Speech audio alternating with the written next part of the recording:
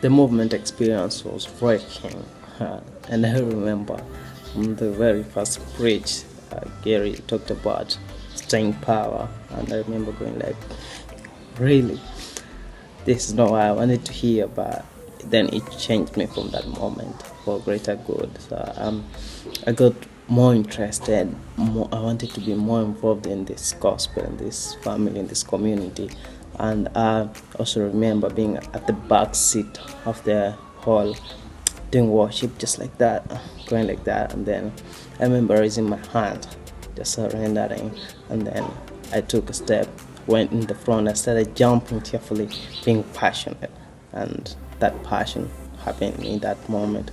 I became more passionate in worship, passionate in serving, and that fire isn't burning out anytime soon. So that has been my experience, and I like that.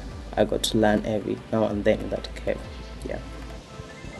How did going to the cave change my life? The cave it's like a point of collision. It's a point of impact. In physics, we learned about momentum, and it's like when two objects collide, they change direction. They change where they were going. For me, the cave is like when God impacts me. He hits me. He gets me.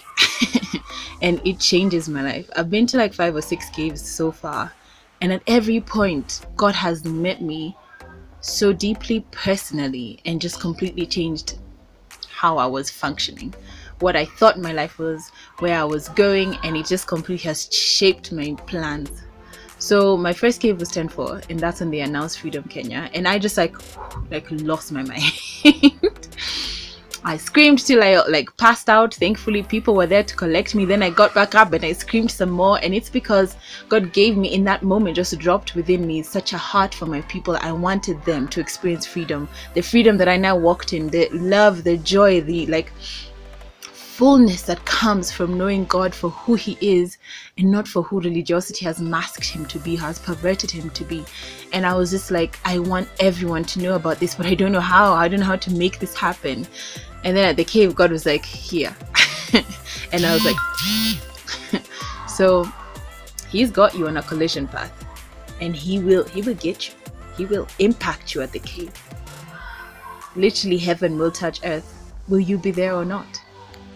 Hey guys, so my favorite cave experience came from 2015 at the Uncharted, and I still remember the slogan to this day, and it was, what we call Uncharted, God calls planned, and God calls destiny.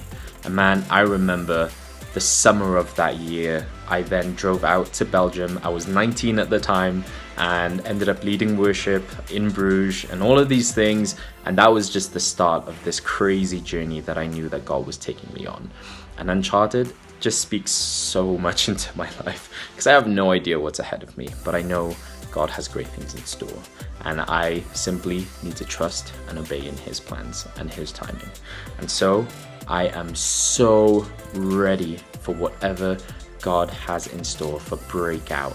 It's going to be insane. It's going to look so different, but I know that He has incredible uncharted territory ahead for every single one of us if we're willing to grab a hold of it. I am Tabitha from Kampala, and definitely the cave has been that one exciting event that I've always looked forward to. And for me, the one that really stood out for me was one for 2019 about movers and shakers. And yeah, I left when I felt like I had a fresh vision for the next season. There was clarity on some of the things I was seeking God for. I had also the Holy Spirit convict me on some areas in my life, but also I got to meet new friends. So in case you're wondering if this is your thing or if you should attend, yes, please do spare some time and be part of this. As long as you come with an open heart, trust me, you won't leave the same way you came in.